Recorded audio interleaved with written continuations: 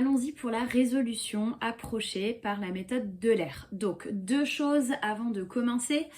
La première, c'est que c'est une méthode qui est intuitive. Pas dans le sens où vous devriez deviner, mais dans le sens où on n'a pas besoin de nouvelles connaissances pour résoudre l'équation différentielle que les connaissances qu'on a déjà sur les fonctions. Et la deuxième chose, c'est qu'elle nous donne une solution graphique qui est approximative. Vous allez très vite comprendre pourquoi, sur un intervalle de notre choix. Puisqu'on fait une construction graphique, c'est hors de question de construire sur l'ensemble des réels qui est infini. On va devoir restreindre pour dessiner sur une petite portion. Alors, un rappel avant de se lancer dans la méthode. Si je considère une fonction f, comme vous voyez, je peux prendre sa courbe représentative, ici, la courbe verte. Donc, je place sur ma courbe un point A, de coordonnées A, f de A, et je peux venir tracer la tangente à la courbe qui passe par le point A. Donc si je zoome, comme vous pouvez le voir suffisamment, on se rend compte que la tangente en noir et ma droite en verte ici, elles sont pratiquement confondues si je suis suffisamment proche du point A. Et quand on a parlé de tangente, on avait défini ça grâce à une autre droite. Donc pour ça, j'ai besoin d'un deuxième point sur la courbe, le point M. Et je vais tracer la droite AM, qui est ici en violet. Qu'est-ce que je remarque? Si je zoome suffisamment et que je rapproche suffisamment le point M du point A, on se rend compte qu'entre les deux points, au final, on ne voit plus la différence entre la courbe et la tangente et cette droite AM. Donc c'est ce principe-là qu'on va utiliser dans notre méthode. On va construire le prochain point, entre guillemets, le point M qui est ici, en se décalant un tout petit peu sur la droite par rapport à notre point A. Donc on va se décaler d'un intervalle normalement très petit, on voit plus les repères ici, mais c'est un décalage de 1 centième à peu près. Nous on va être un peu moins précis que ça, on va se décaler que de 1 dixième dans l'exemple tout à l'heure. On va tracer notre point M d'après et donc on aura plus ou moins la courbe qui est entre le point A et le prochain. Donc on est bien d'accord que la droite, elle sera plus ou moins sur la courbe, d'accord? Donc c'est pour ça que c'est bien une solution qui est approximative. Allons-y pour la construction. Donc j'ai mon équation différentielle qui est bien en vue et on voit que en 0, y vaut 1. Je rappelle que y c'est pas un nombre mais bien une fonction dans ce chapitre. Donc comme en 0 la fonction vaut 1, je sais que je peux déjà placer mon premier point que j'ai nommé P1 qui va être ici. Et je veux essayer de tracer la tangente, puisque ça, je peux le calculer. Pour ça, il me faut la dérivée au niveau du point 0. Donc, il faut que je calcule la dérivée en 0. Je vais utiliser cette formule qui est ici, en passant le moins 2y de l'autre côté. Donc, x, qui est mon antécédent, vaut 0. Donc, ça me donne 0 fois exponentielle 0, plus 2y en 0. Je rappelle, y c'est la fonction, x c'est un nombre, attention à ne pas mélanger les deux. Exponentielle 0, ça fait 1, 0 fois 1, ça fait bien sûr 0, et 2 fois y0, c'est 2 fois 1, donc 2. Autrement dit, la pente de ma tangente vaut 2. Si je me décale de 1, il faut que je monte de 2. C'est la définition de la pente. Le problème, c'est que je ne me décale pas de 1, je me décale 10 fois moins, de 0,1. Donc, il faut aussi que je monte 10 fois moins. Donc, il faut que je monte de 0,2 seulement. Donc, c'est parti. Je me décale de 0,1 et je monte de 0,2 qui correspond ici à un petit carreau. Donc, ça m'amène à ce point P2 qui est ici. Je vais tout de suite effacer ma flèche pour pas surcharger inutilement. Et j'ai donc le prochain point P2 qui a pour coordonnées 0,1 et 1,2.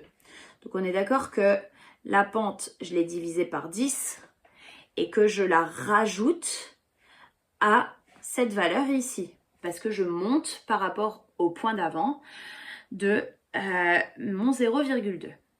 Et ça veut dire que ma fonction y en 0,1, elle vaut à peu près 1,2. Puisque ça, c'est la tangente et que la courbe, elle n'est pas absolument sur la tangente. Elle est juste proche, très proche.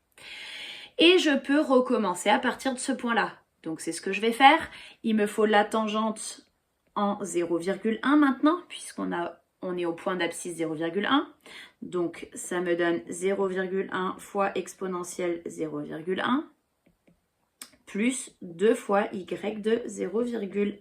Alors, quand on fait tout ce calcul en sachant que ça, c'est à peu près 1,2 et qu'on tape tout ça à la calculatrice, on trouve environ 2,51.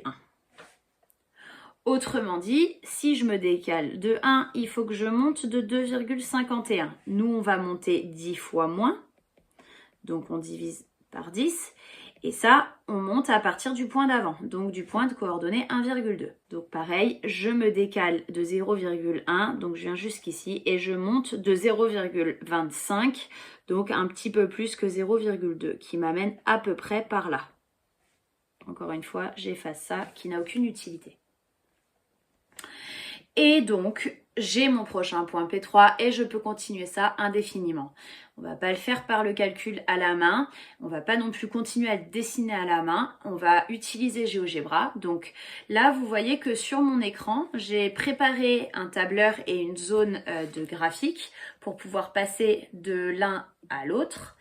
Et donc, je prépare dans mon tableur plusieurs colonnes. Dans la première, XN, ça va être mes abscisses de tous mes points. La deuxième colonne que je note YN, ça va être l'ordonnée de tous les points. Et la troisième colonne, je viens mettre ici les coordonnées de points pour qu'ils puissent me les tracer directement au fur et à mesure dans le graphique qui est juste à côté. Et je note juste que je vais me décaler d'un petit h qui est de 1 dixième dans la colonne D. Alors, je note comme pour ma construction à la main que quand je suis en 0, ça vaut 1 et que donc j'ai le point de coordonnée 0, 1 que vous voyez ici C2 sur l'écran. Ensuite, je vais demander à mon tableur de décaler le point X de 1 dixième. Donc, je lui indique le pas qui est dans la case là. Vous comprendrez après pourquoi j'ai pas noté plus 0,1, même si j'aurais pu. Et je vais programmer pour qu'il calcule tout seul la valeur de YN. Donc, ça va être le même calcul que celui qu'on a fait juste avant. Donc, dans les calculs, on avait calculé la dérivée en 0 d'abord. Donc, on avait fait 0 fois exponentielle 0. C'est bien ce que je suis en train de faire. Le 0 est bien dans la ligne d'au-dessus. Et on avait fait ensuite plus 2 fois y de 0, qui est la case juste au-dessus. Tout ça, on l'a divisé par 10 parce qu'on ne s'est pas décalé de 1, mais décalé de 10. Et on l'a rajouté au point d'avant, à l'ordonnée du point d'avant, pour dire qu'on monte de cette quantité-là. Donc voilà le calcul qu'il faut taper sur GeoGebra pour qu'il fasse le calcul lui-même. On est rassuré, on retrouve la même valeur que nous tout à l'heure. Je peux lui demander de faire pareil qu'avant et donner les coordonnées de mon point. Et je vais utiliser la petite subtilité du tableur qui me permet de faire la même chose sur toutes les lignes suivantes en décalant d'une ligne vers le bas absolument tout ce qu'il est en train de faire. La seule chose qu'il faut que je fasse, c'est que je bloque le pas à 0,1. Faut pas que lui, il le décale. Donc, je reviens dans ma cellule à 3 et pour que la valeur du pas qui est en D2, elle reste figée, je viens mettre des dollars devant le D et devant le 2. Comme ça se décale ni à droite ni vers le bas.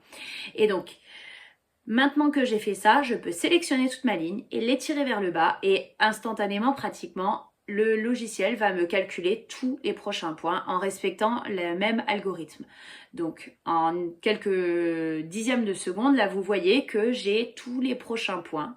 Alors, je pourrais terminer la construction et faire tracer la droite. C'est un peu long et c'est pas forcément utile. Vous arrivez facilement à imaginer qu'on peut relier les points ou qu'on peut faire relier les points au logiciel pour avoir un aspect de la courbe. Attention, c'est une approximation. La courbe, elle n'est pas exactement là puisqu'on a relié les points des tangentes.